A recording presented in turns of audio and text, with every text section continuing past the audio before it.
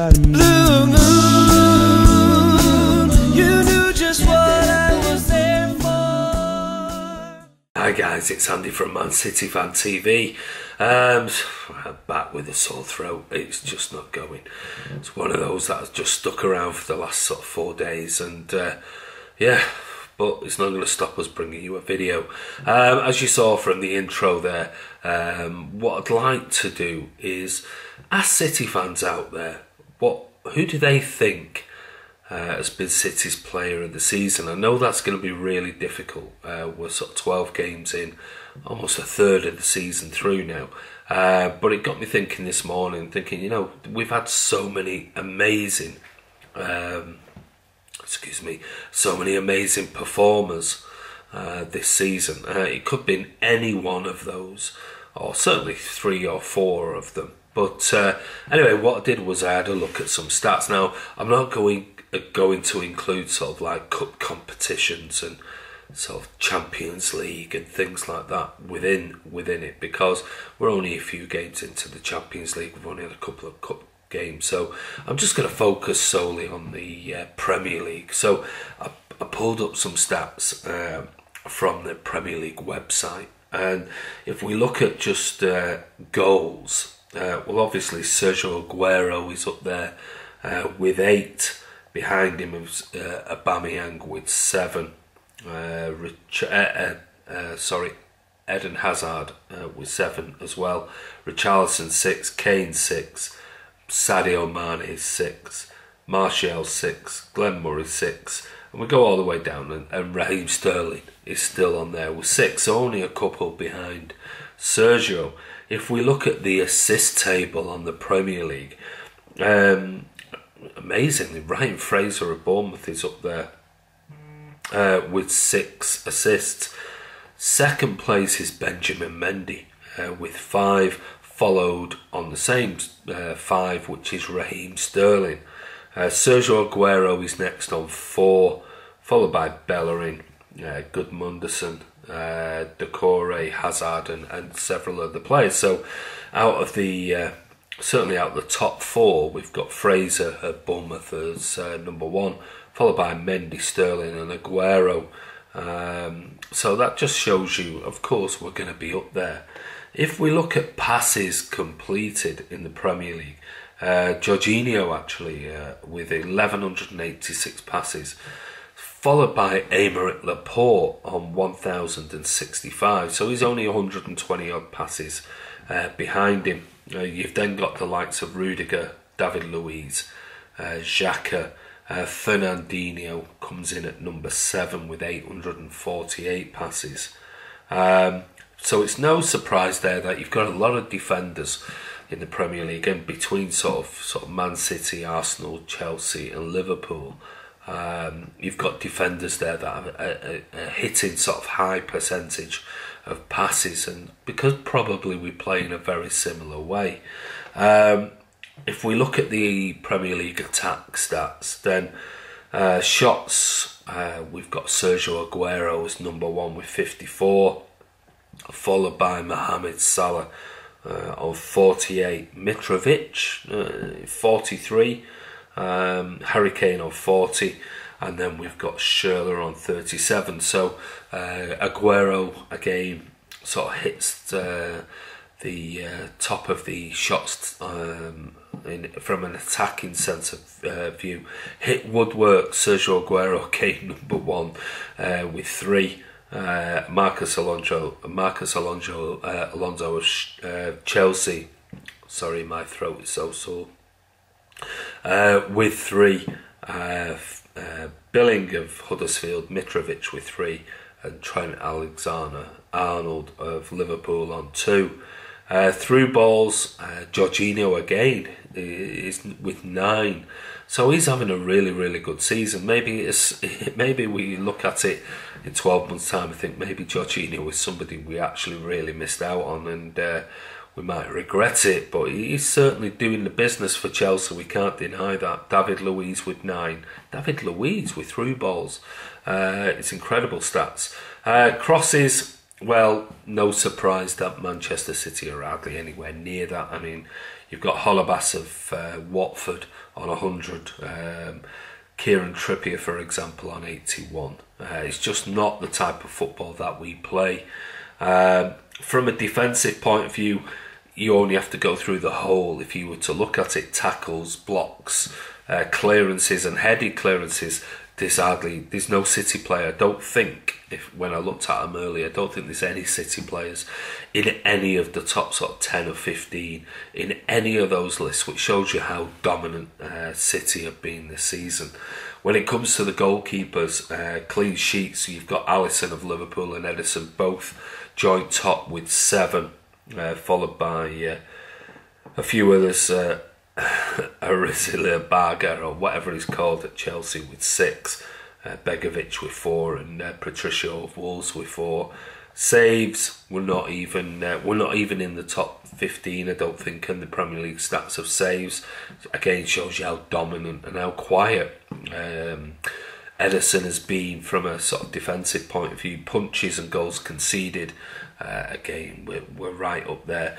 Interestingly, from a discipline point of view, if you look at the sort of yellow cards dished out to Premier League players, Holebas is at the top with 6, followed by the likes of Arta, Bertrand, Capoue, Zanka, etc. I'm just looking for a Manchester City player. Nope. Yellow cards, nope. Not even going down to sort of joint 16th with 3.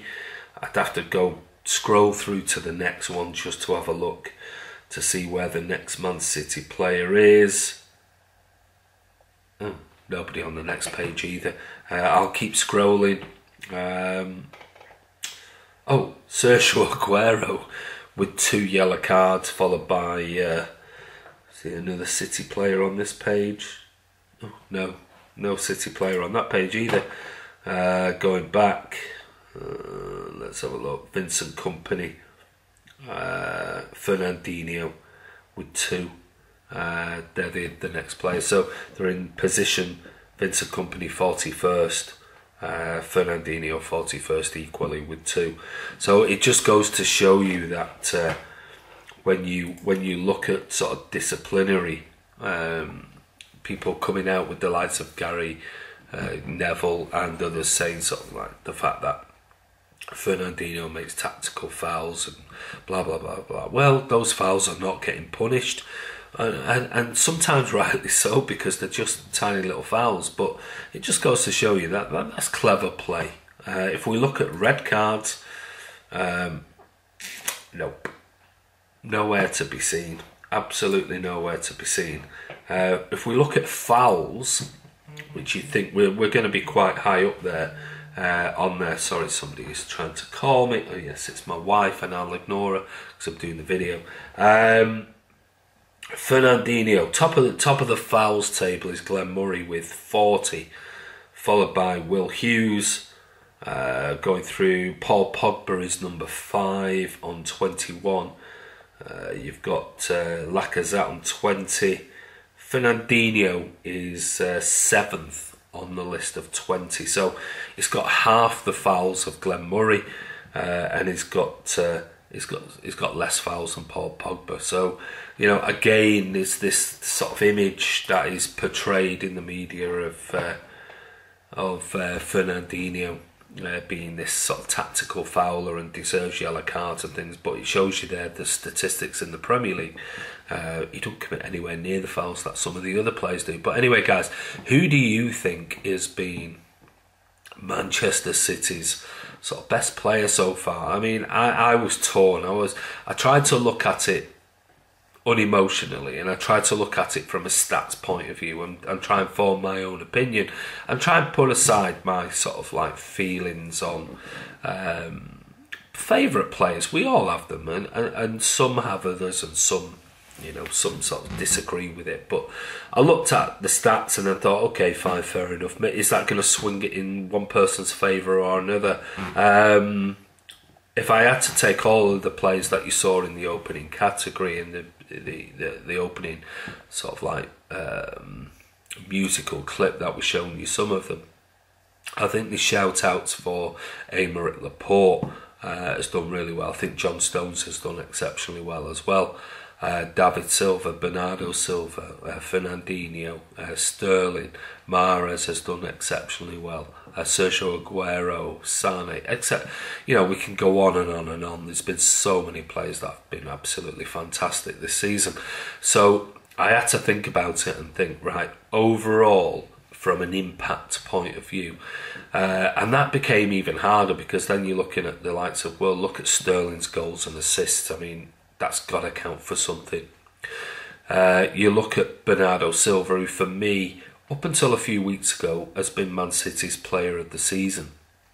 You look at Aguero's goals, you look at the contributions of Mahrez, and then David Silva as well, who's hit an exceptionally high sort of level of performance at a time of his career where you think he's going to be on the wane, and he's actually looking better than he ever has. I mean, he's been absolutely incredible.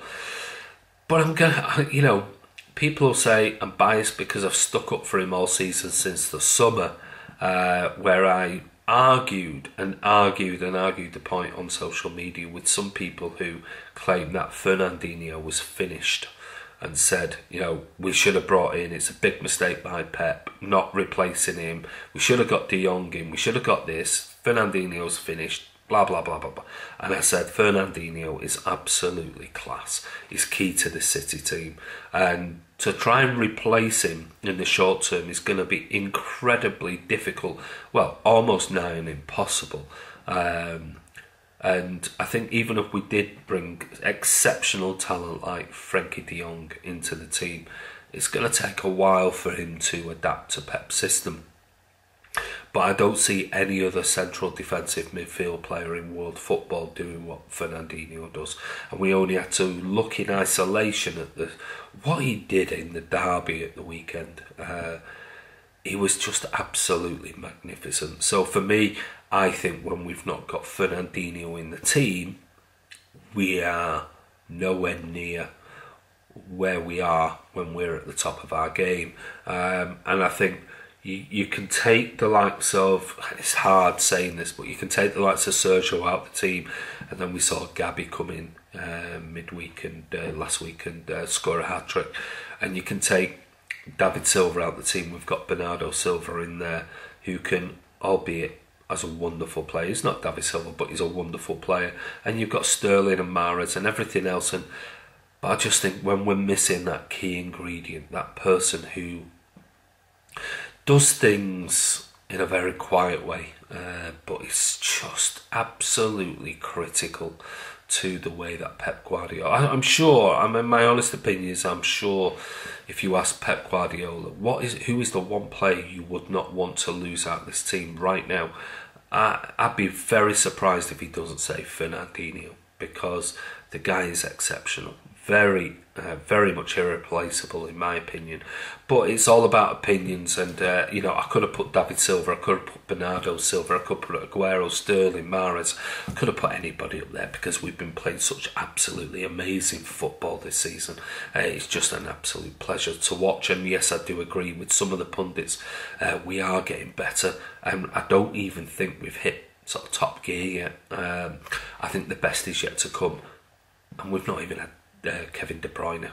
We were talking about who's been our best player this season. That is without Kevin De Bruyne. So, I mean, God, it's frightening. It's absolutely frightening what could happen in the next 12 to 18 months with this team under Pep Guardiola. And I watched a sort of playback on.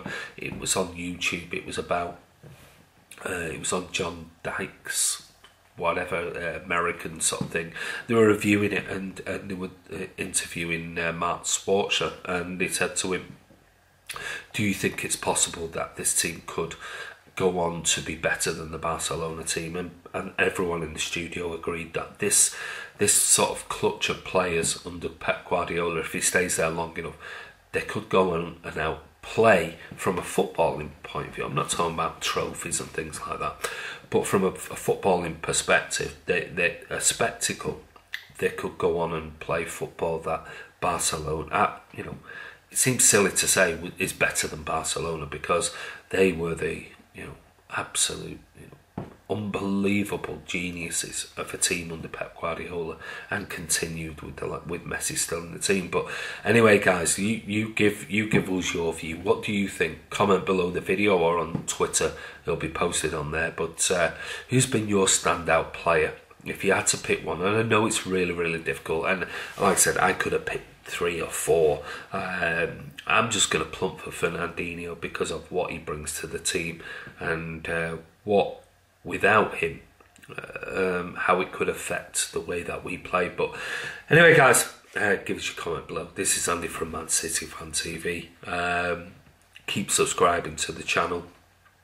We're here pushing out videos every day, regardless, and it's all about the fans. We don't make money out of this. It's just it's a fan channel because me and Ray are fans, and we just want to give a regular update every day. So thank you for subscribing. If you haven't already, subscribe, click notification, and we'll see you soon.